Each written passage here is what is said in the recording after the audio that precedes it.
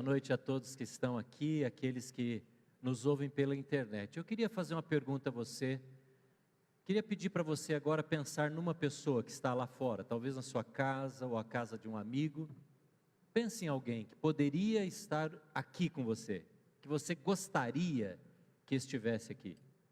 Talvez você já tenha até convidado esse amigo, esse membro da sua família para vir aqui, mas ainda não deu certo, ainda ele não aceitou. Você pensou em alguém? Eu queria orar com você, com essa pessoa, a respeito dessa pessoa.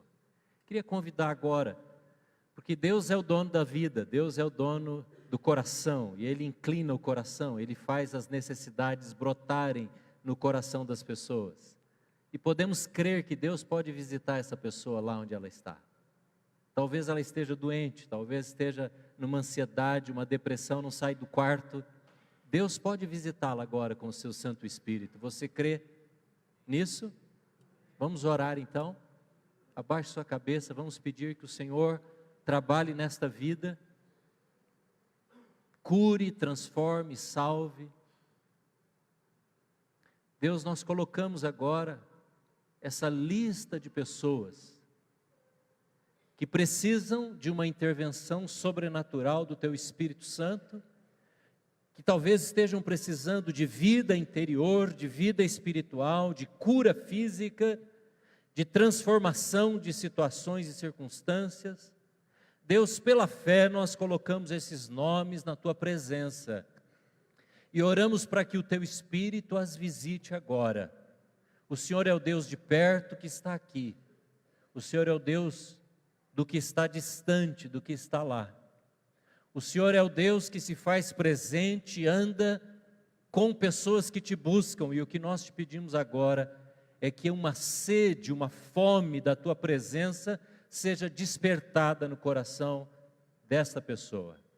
Oramos, ó Deus, e pedimos a Tua bênção sobre estas vidas. Sejam adolescentes, crianças, idosos, enfermos, sãos, onde estiverem, sejam visitados pelo Senhor. Nós oramos em nome de Jesus. Amém. Amém. Eu estava pensando, quem sabe você poderia mandar um WhatsApp agora para essa pessoa? Faça isso. Se você tem ela no seu contato, fale assim: entre no site ipicprudente.org.br, ouça a mensagem. Você pode fazer isso. Enquanto você faz isso, se você a tem no contato, veja, é uma ferramenta. É como se você estivesse ligando para a pessoa e dizendo: eu vou orar por você. É uma ferramenta de alcance de muitas vidas. E enquanto você faz isso, e alguns irmãos estão fazendo, eu estou vendo aqui algumas pessoas mexendo no celular, esse é um bom uso do celular agora. Eu quero dizer que, como foi dito há pouco, nós estamos entrando na segunda semana de oração. São 40 dias de oração. Nós passamos 7 dias, está ali o slide. Estamos entrando na segunda semana, e os versículos dessa semana são esses aqui, ó, Salmo 33, 5 e 6. Este salmo que diz no versículo 12, aquele versículo bem conhecido: feliz a nação, você pode falar alto? Feliz a nação cujo Deus é o Senhor. E os cristãos, os discípulos de Jesus, se querem ver uma nação dirigida por Deus, nós precisamos ter essa firmeza na palavra. Então, nesta semana, a gente vai ler, reler, meditar, estudar esses 2 versículos que estão ali, ó, os 5 e os 6. Semana passada foram os primeiros, agora é os 5 e os 6. Cada uma dessas semanas a gente vai lendo detalhadamente o Salmo. Semana que vem nós vamos continuar. Como é que você faz isso? Na sua casa, na sua hora com Deus, de oração, na sua leitura da Bíblia, lá na hora do almoço, com a sua família, do jantar, lá na sua célula, no seu trabalho. Pegue esse texto e ore pelo Brasil, ore pelas nossas necessidades, ore pela família, quem sabe por esse amigo que você trouxe agora no seu pensamento, tá bom? Hoje nós estamos continuando com a nossa série, e a minha oração tem sido: Deus, torna a Tua palavra muito viva, porque ela é viva. ela é viva, ela penetra o coração. E essa semana, preparando esse texto, eu fui invadido por uma alegria, por ver a palavra de sabedoria de Jesus e como Ele vai nos desafiando, como discípulos, a vivermos uma vida segundo o critério dele, não segundo o critério da sociedade, do mundo, da tendência, do que está acontecendo ao nosso derredor. E hoje o versículo-chave para a nossa leitura é esse que está aqui, eu convido você a ler, está em Mateus capítulo 5, versículo 6, é a quarta bem-aventurança. Quarta bem-aventurança. Nós já vimos bem-aventurados os pobres de espírito, bem-aventurados os que choram, bem-aventurados os mansos ou humildes, e agora vamos ler juntos aqui então, você pode fazer a leitura comigo, na sua Bíblia ou aqui na tela. Vamos lá, bem-aventurados os que têm fome e sede de justiça, porque serão satisfeitos. Mais uma vez, para a gente memorizar um pouquinho, bem-aventurados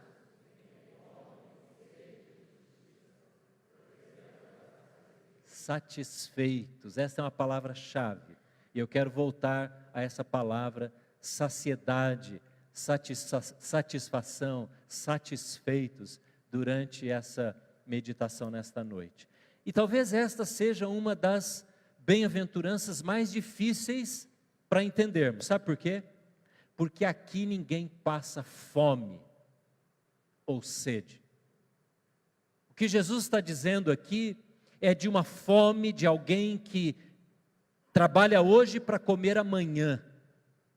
Ele estava reunido com uma multidão de gente muito pobre, gente que pescava no mar da Galileia, gente que plantava num deserto, numa terra árida, e que não tinha, esse povo, garantia nenhuma que comeriam amanhã do resultado do trabalho de hoje.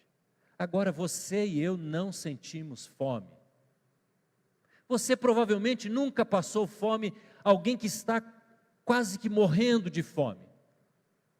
A fome que a gente passa é aquela do guloso, daquele que abre a geladeira à noite, quer comer alguma coisa, não é? Não é assim? Estou com vontade de comer, não sei do que. Sabe por que a gente não sabe do que a gente está com vontade de comer? Porque a gente não está com fome.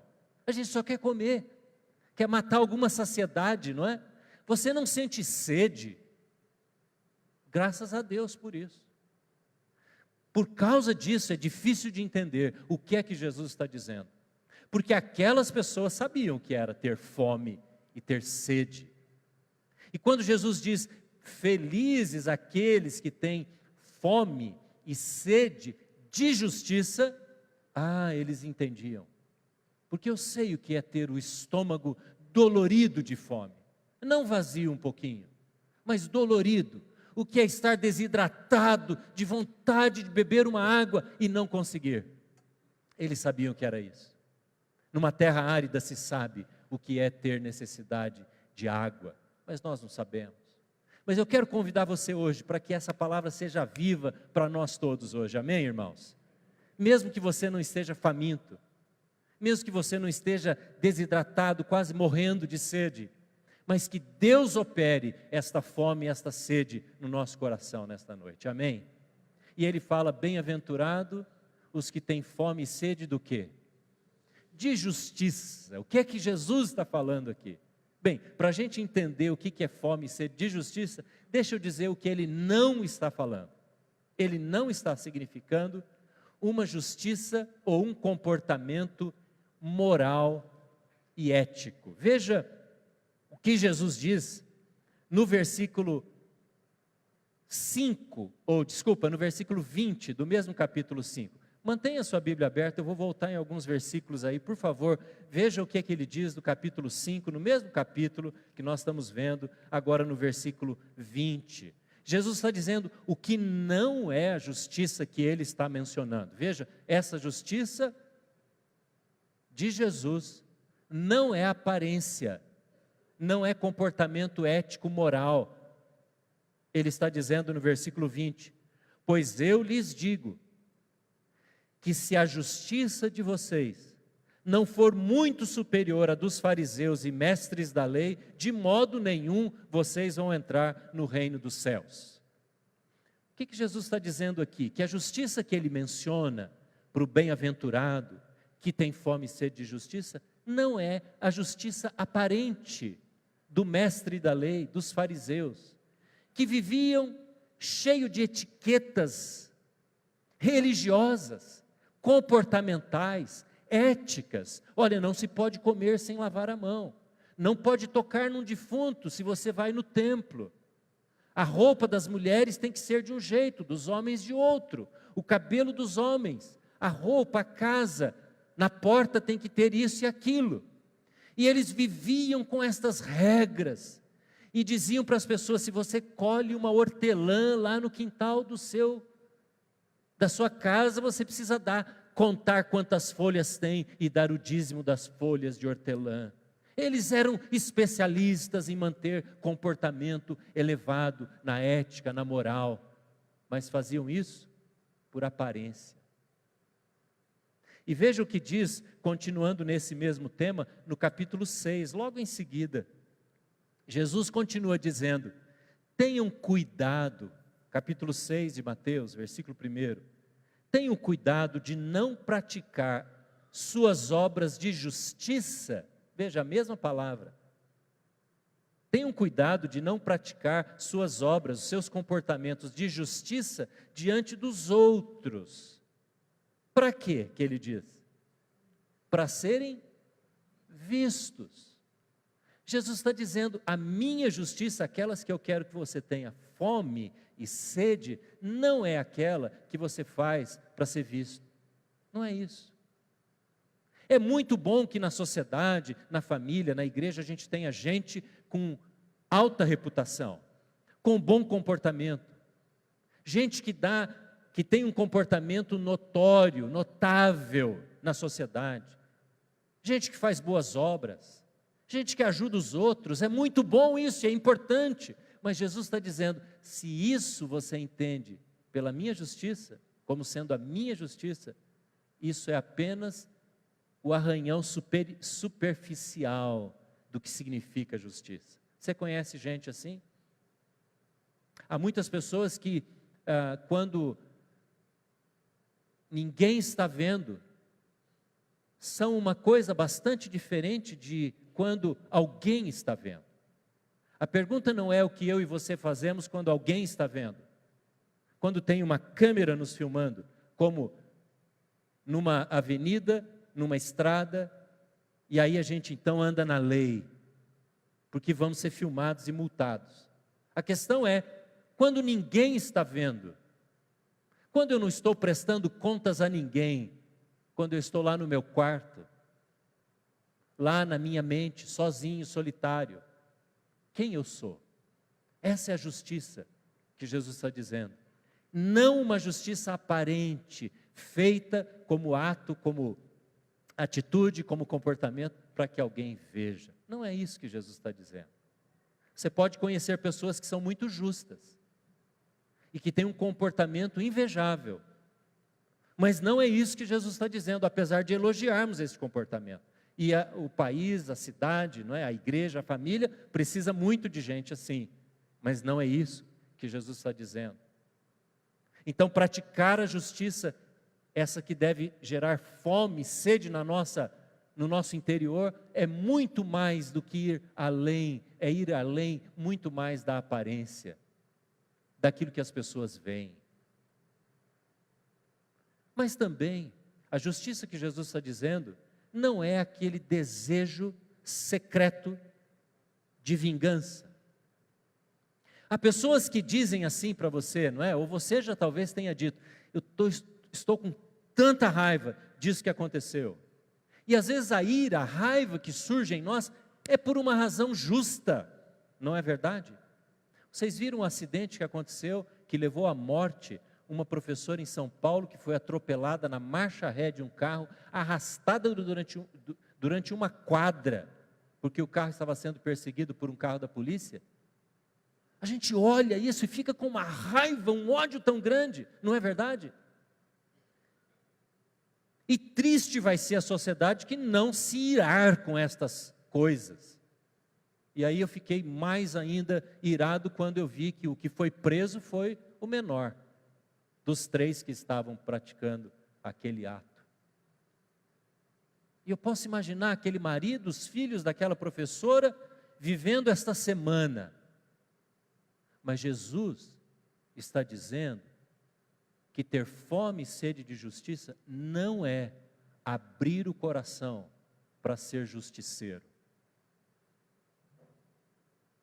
Eu sei que às vezes, irmãos, você, eu e nós todos, temos esse ímpeto da justiça.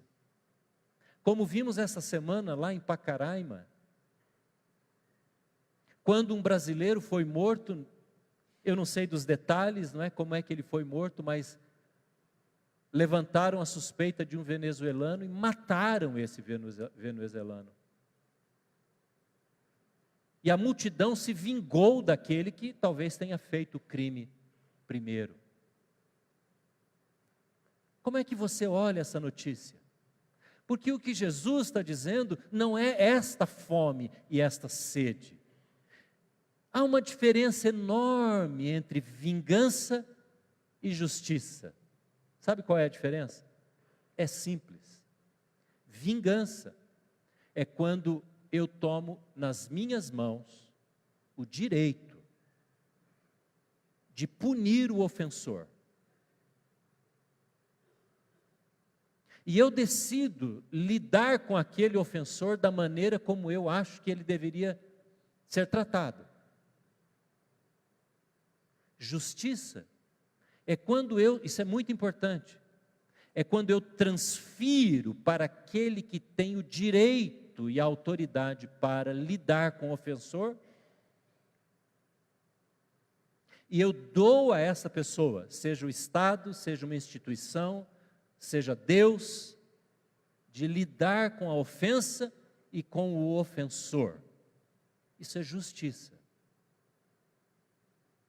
Por isso a gente não faz justiça com a própria mão, porque isso não é justiça, isso é vingança. E Jesus está dizendo, isto não é a justiça que eu quero que você tenha fome e sede. Às vezes, na família, nos filhos, as crianças, os adolescentes, os jovens querem fazer justiça com as próprias mãos. Por exemplo, recebem uma ordem ou recebem um não dos pais, e aí então bate a porta. Pá, é a maneira dele se vingar, não é? De desonrar. Ele está lidando com aquela ordem, com aquele que emitiu a ordem, da maneira como ele acha, não é? Vocês aqui não fazem isso, eu tenho certeza que não fazem, de jeito nenhum. Nenhuma criança faz isso aqui. E nós precisamos corrigir este sentimento, que às vezes ele penetra, ele entra no coração, meu e seu.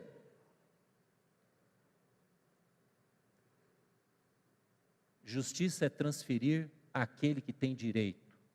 Agora é a hora, você eleitor, nós eleitores, de fazermos justiça.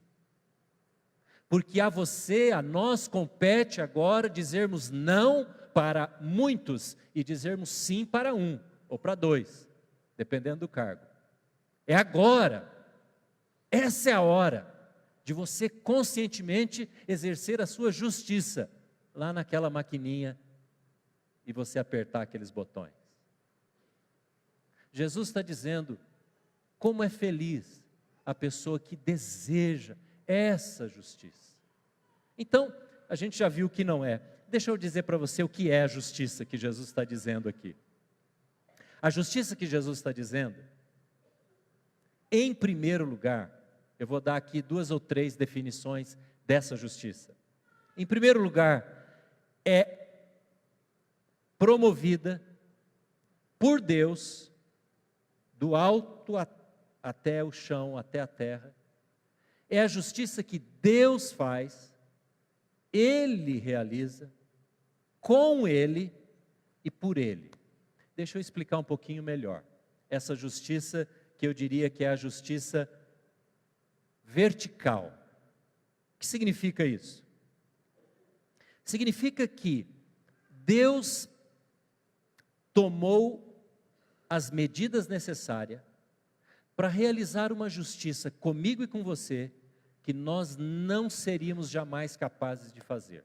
Deixa eu ler para você um texto que vai explicar muito bem para todos nós o que é essa justiça de Deus. Está em Romanos capítulo 3, você que está anotando, ou você que quer abrir lá, Romanos capítulo 3, versículo 19 em diante.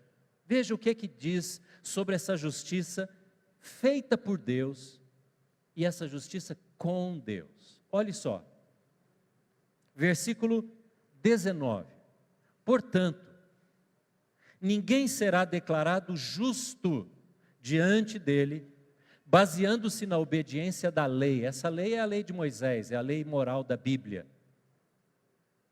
Pois é mediante a lei que nos tornamos plenamente conscientes do pecado. A lei nos acusa e denuncia. Mas agora, veja só, mas agora, versículo 21, se manifestou uma justiça que provém de Deus, independentemente da lei da qual testemunham a lei e os profetas. Justiça de Deus mediante a fé em Jesus Cristo. Você pode repetir essa frase comigo? Eu vou falar uma vez, falamos juntos depois. Justiça que é mediante a fé por meio de Jesus Cristo. Vamos falar juntos? Justiça que é mediante a fé por meio de Jesus Cristo. Para todos os que creem, não há distinção. Versículo 23, leia comigo por favor. Pois todos pecaram e destituídos ou carecem da glória de Deus, sendo justificados gratuitamente por sua graça, por meio da redenção que há em Cristo Jesus. Essa é a justiça que Jesus está falando em primeiro lugar. Essa justiça que é feita por Deus e é feita com Deus.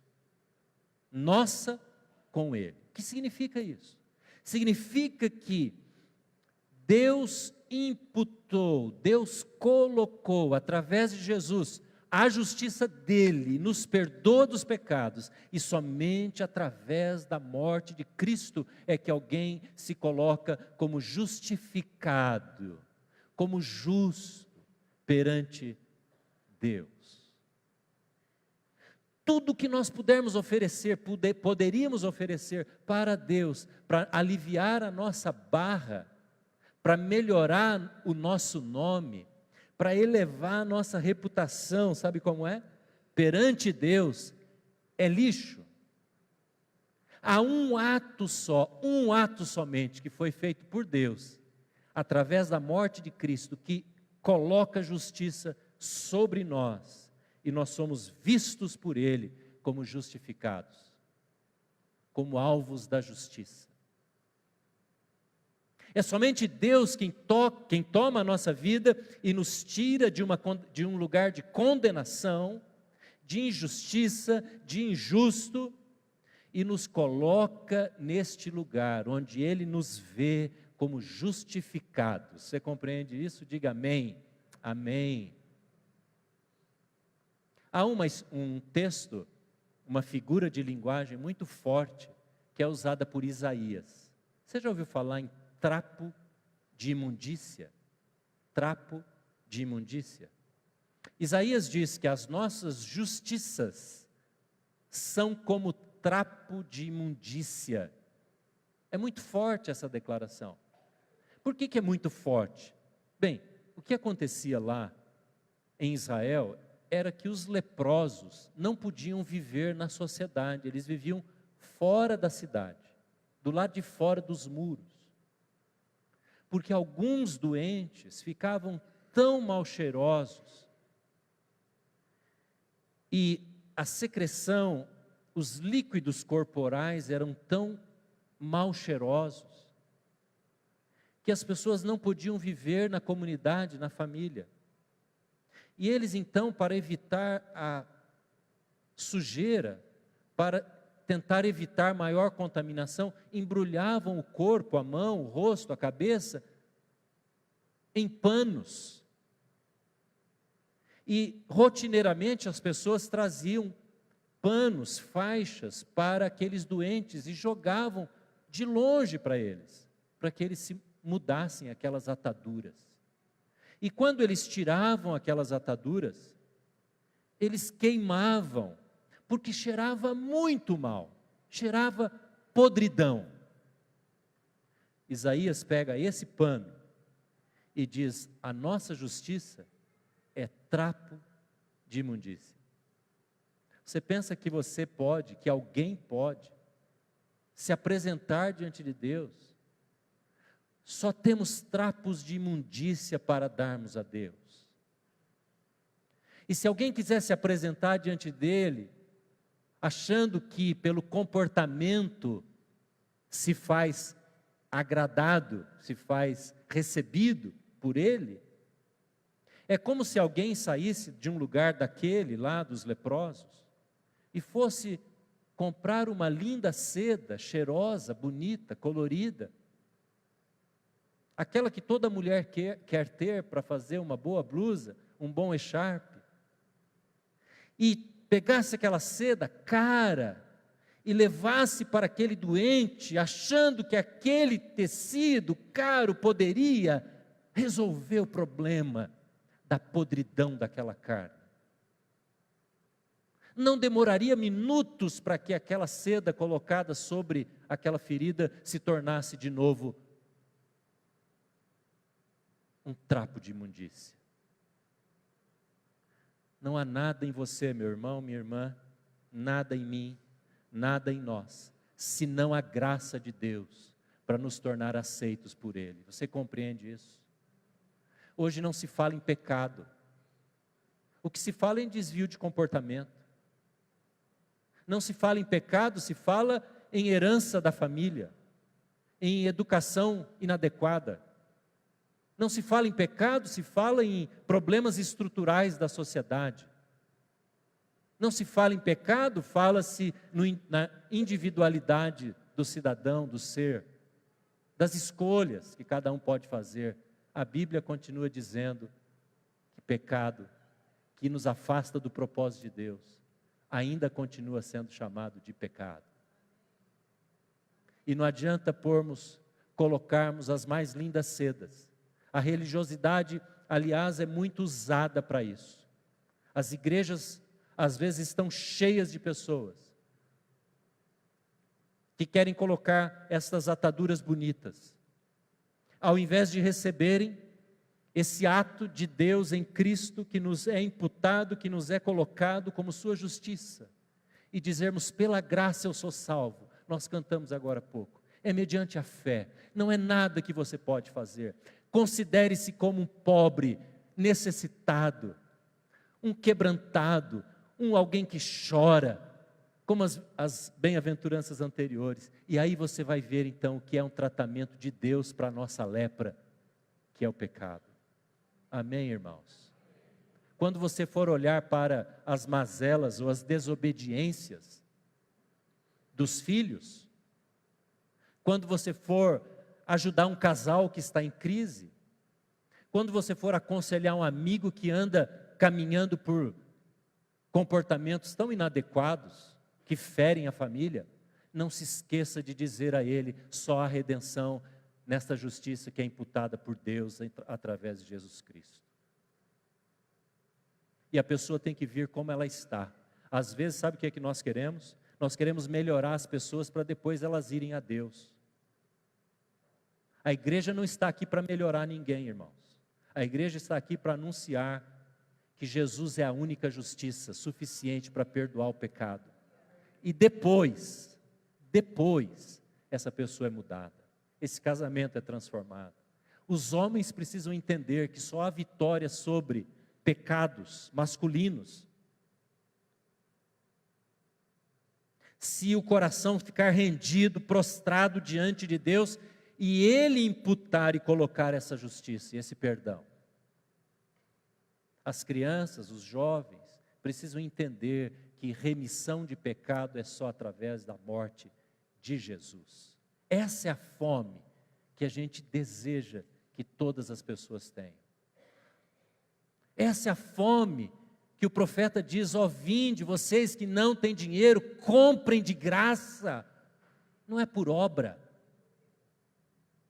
não é por atitude boa na sociedade. Isso você tem e eu tenho por obrigação de viver, porque nós fomos redimidos pelo Cordeiro Jesus Cristo, e a honra é para Ele. Comportamento bonito não leva ninguém para Deus, quem leva para Deus é Jesus Cristo na cruz do Calvário. Essa é a nossa mensagem, é velha, é antiga, e essa continua sendo a única porta da justificação de qualquer um perante Deus. Amém, irmãos? Você tem fome dessa justiça? Talvez alguém aqui entre nós, alguém que nos ouve hoje, nunca tenha se colocado nessa situação de miserável diante de Deus. Eu sou pecador, eu preciso de remissão, eu preciso de perdão. Hoje é dia de fazer isso. Você não trata de pequenos pecados na sua vida, você trata da sua natureza pecaminosa. Deixa eu dizer a diferença disso. Irmãos, a pessoa às vezes está lidando com um mau hábito.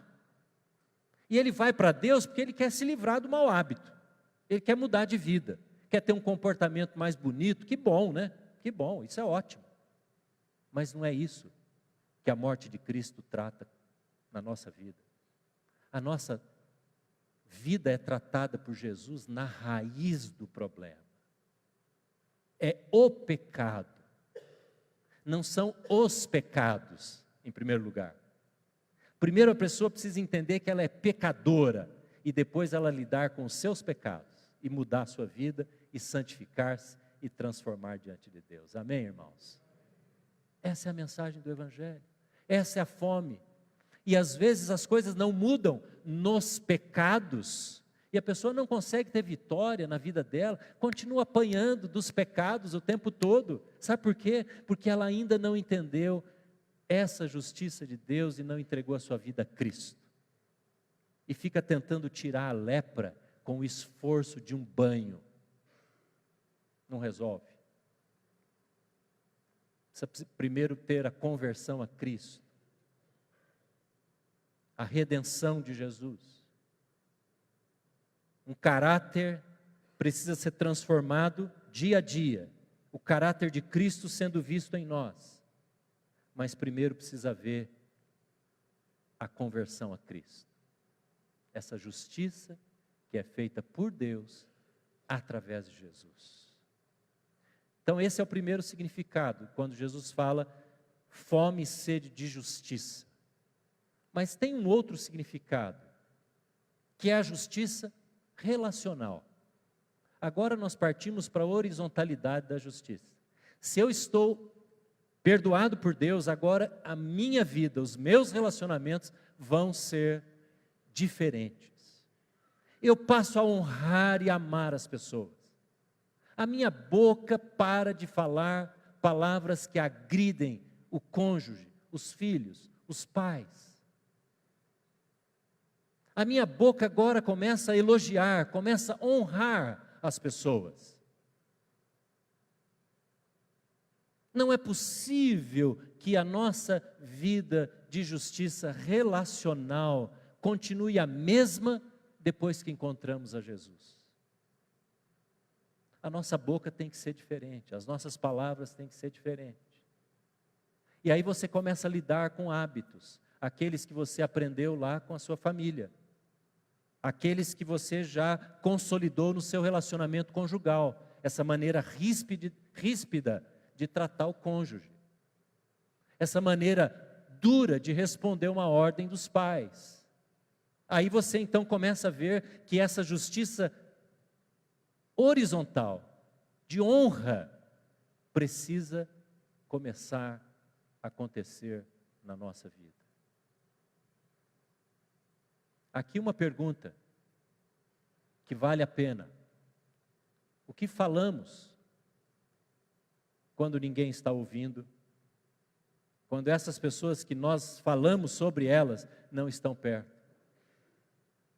Como às vezes tratamos com maledicência, com calúnia, com difamação, palavras de desonra que não deveriam estar na nossa boca, quando essas pessoas estão longe dos ouvidos, da nossa boca. Jesus está dizendo, há uma fome de justiça que precisa acontecer nos nossos relacionamentos. A família precisa ser mudada. A injustiça dos lábios precisa ser alterada.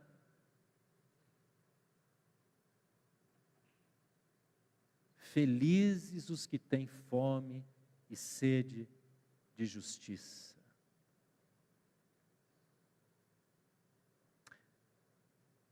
Há uma terceira justiça, que é a justiça social.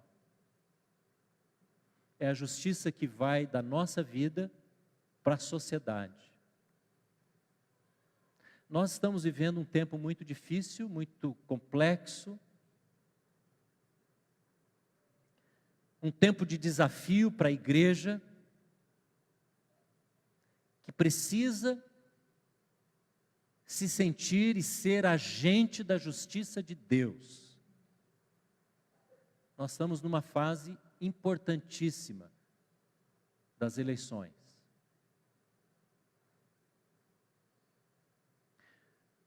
A Bíblia se preocupa, irmãos, com o pobre, com o necessitado, com aquele que tem sido alvo de injustiça. Eu vou ler para você um trecho do Antigo Testamento. Olha o que diz. Pois o Senhor, o seu Deus, é o Senhor dos deuses e o soberano dos soberanos. Ele se coloca na autoridade de todos. O grande Deus poderoso e temível, que não age com parcialidade, nem aceita suborno. Ele defende a causa do órfão e da viúva, ama o estrangeiro, dando-lhe alimento e roupa. Amem, portanto, diz o texto, os estrangeiros, pois vocês mesmos foram estrangeiros no Egito. Nós estamos vivendo agora, há pouco tempo, essa situação com estrangeiros, e quando eu digo nós, é o país, não nós aqui, cidadãos de Presidente Prudente, porque isso não tem nos atingido. Mas a Bíblia diz que Deus ama o estrangeiro, Deus ama o refugiado, e diz aqui, vocês já foram estrangeiros numa terra estranha. Está se referindo quando o povo de Israel viveu no Egito. Como é que você lida no seu coração com venezuelanos? O que você pensa sobre os norte-africanos cruzando o mar para ir para a Europa?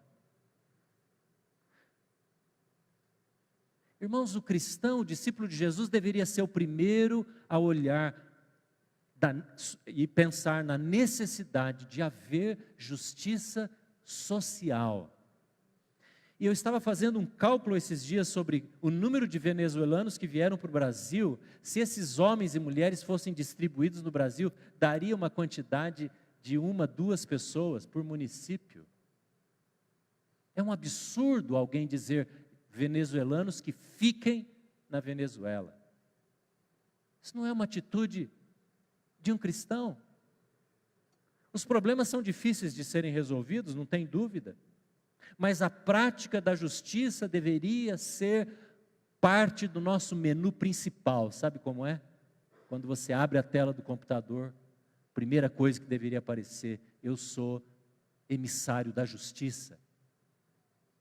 Deixa eu tornar mais prático aqui.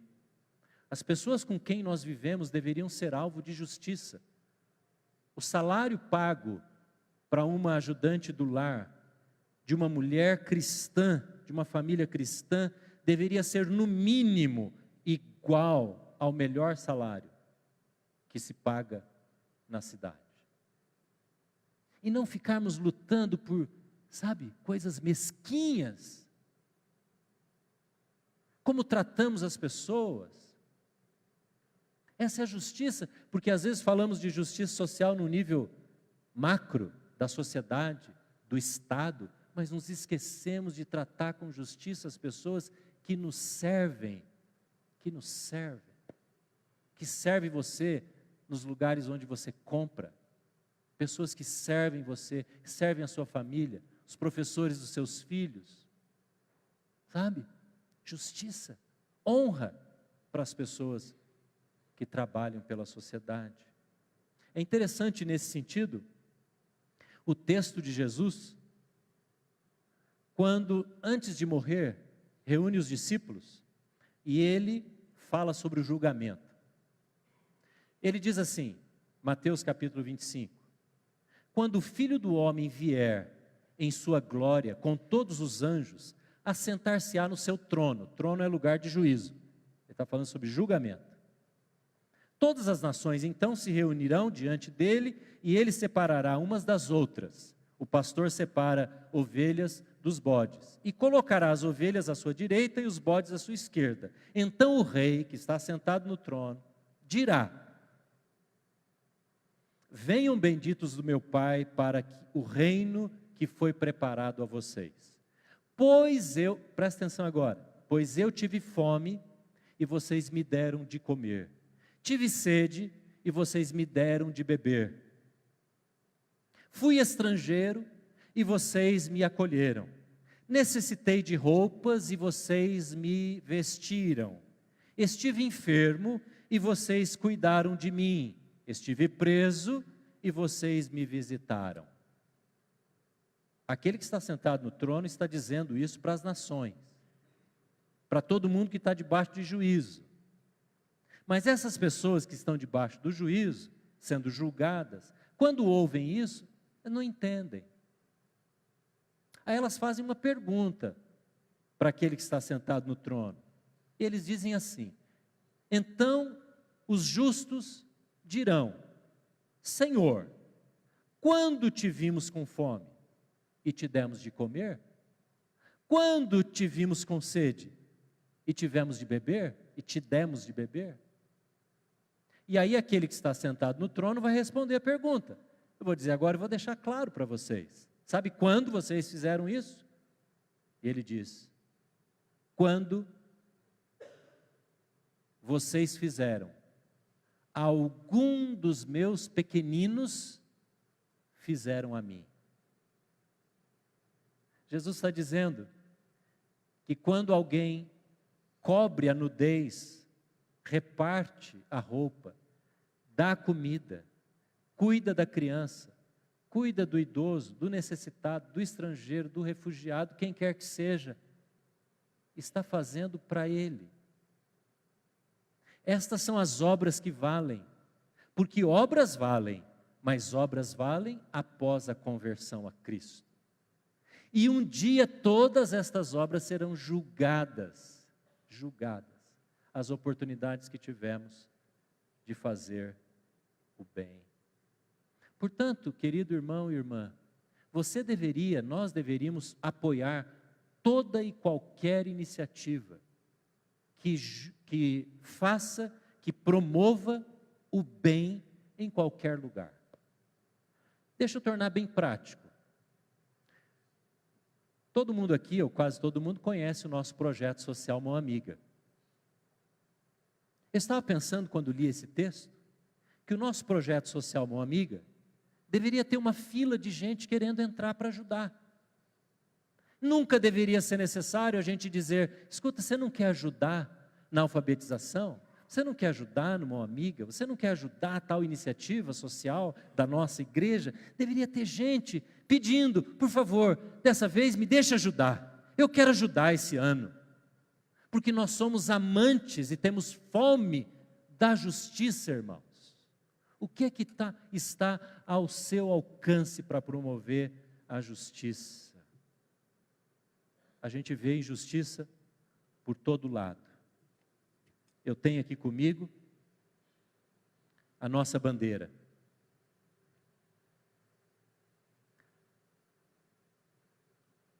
Há muito tempo atrás, eu escrevi um pequeno artigo sobre as cores da bandeira.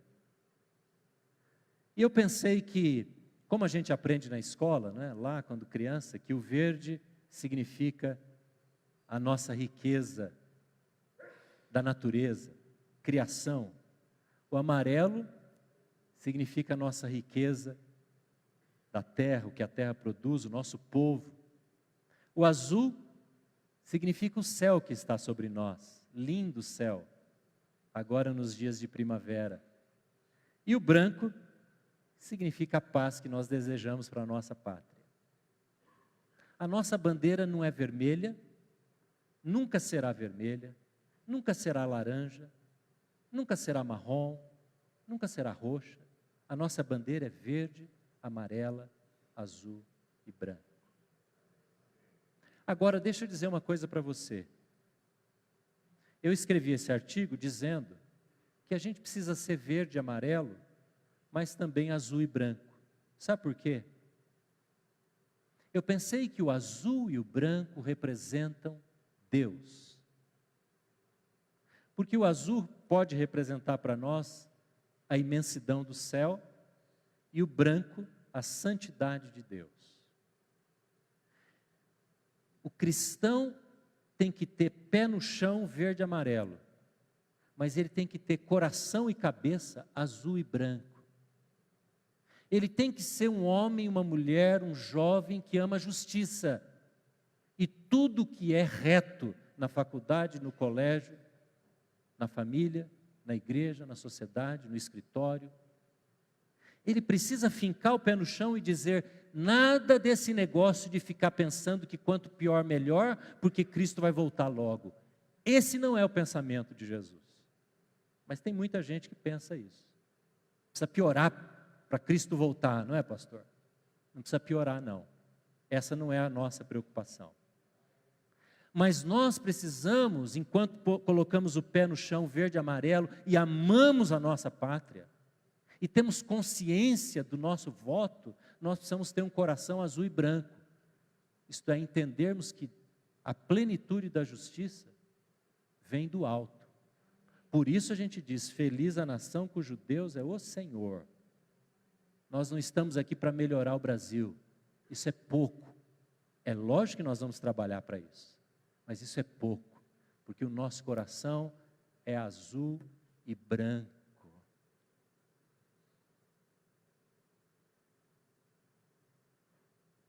Você está cansado? Talvez essa frustração, né, de vermos o Brasil do jeito que está. Eu disse essa semana aqui na reunião de oração que aquele museu tão espetacular, com tantas pesquisas que a gente nem sabia, foi destruído por uma mazela, por um descuido de pessoas que deveriam cuidar deste bem nacional. E essa queima deste museu parece que nos põe de joelhos, acaba com a gente, não é? Humilha a gente. Nós estamos humilhados. O Brasil está humilhado perante o mundo. Os responsáveis pelos museus britânicos disseram: como pode o museu não ter sistema anti-chama? Coisa mais óbvia para proteger um patrimônio como aquele. Isso nos humilha, nos envergonha. Temos vergonha das pessoas responsáveis que não têm feito nada. Não é verdade? E é bom que a gente esteja assim. Porque nós vamos fazer pelo menos duas coisas. Não vamos negociar o nosso voto. Eu não estou aqui para dizer a você em quem votar, nós não fazemos isso na igreja. Se você for perguntando para os líderes da igreja, talvez eles até te digam posições pessoais. Mas nós precisamos dizer: é a hora de sermos tão responsáveis, mas não apenas no macro, no nosso país verde e amarelo, mas na nossa vida individual, pessoal, aqui e agora. Mas isso também nos faz depender mais de Deus. Depender mais de Deus. É uma boa hora para nos prostrarmos diante de Deus e dizermos: Senhor, é esta fome de justiça que eu quero ter. Naquilo que envolve a minha nação, a minha pátria, o amor que eu tenho pelo meu povo, pela minha terra, eu clamo ao Senhor: faz justiça, Senhor. Ao invés de ficarmos passando videozinhos, arquivos no nosso celular, que gozam deste ou daquele, temos que orar mais, clamar mais, sermos mais responsáveis. Se você quiser fazer a sua campanha política, faça. Mas vamos parar de infantilidades, vamos parar de ficar debochando um do outro, porque foi este ambiente, é este ambiente que a política está gerando no nosso país, ficarmos com raiva daqueles que pensam diferente, a ponto de alguém esfaquear um candidato, não é isso? Essa nação cheia de ira, você não pode, nós não podemos viver assim, irmãos. Deixe esta ira para aqueles que não conhecem a Deus, e ajude-os a não terem essa atitude. A nossa atitude é de paz, é o azul, é o branco que nos representa a presença de Deus. De Deus. Você é emissário da paz, você é emissário da justiça. Para concluir, talvez essa justiça a gente nunca veja plenamente aqui. Nunca. Essa justiça é uma promessa celestial. Quando Jesus diz serão saciados, serão satisfeitos, Ele não está dizendo que haverá um dia em que as coisas estarão tão bem aqui, que nós vamos parecer os países nórdicos, só faltando a neve. Isso não é a realidade, porque lá, a mesma mensagem, com algumas adaptações no quesito social, também precisa ser pregada, porque pecadores também estão lá.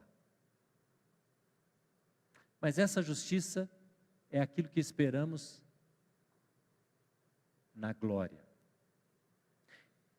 E sabe de uma coisa, tornando bem pessoal agora também para você, pode ser que alguns de nós aqui já sofremos várias injustiças. Você já sofreu alguma injustiça? Lá no seu trabalho você foi injustiçado, numa crítica que fizeram, numa calúnia. Na sua família você já foi injustiçado, você foi traído. Alguém da sua casa gerou dano na sua vida. Uma decisão dos seus pais ou avós deixaram a família pobre. Alguém tomou os bens de uma casa. Muitas injustiças já foram cometidas contra muitos de nós, muitos. Pisadas na bola, como a gente diz. E você precisa transferir esse direito da justiça a Deus. Às vezes as pessoas vão à justiça, o poder judiciário, e nem lá há justiça. E às vezes ela lá não acontece. A gente espera que um governo promova a justiça com preços justos e com uma gestão pública honesta. Mas a injustiça está ali. E isso azeda o nosso coração. A gente fica com raiva das pessoas. Fica com raiva da ex-mulher, do ex-marido, do filho, do pai, do avô, do patrão, do chefe, de quem quer que seja.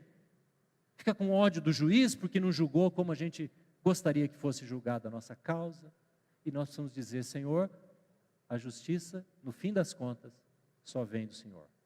E eu transfiro para o Senhor essa ira, essa raiva que há no meu coração.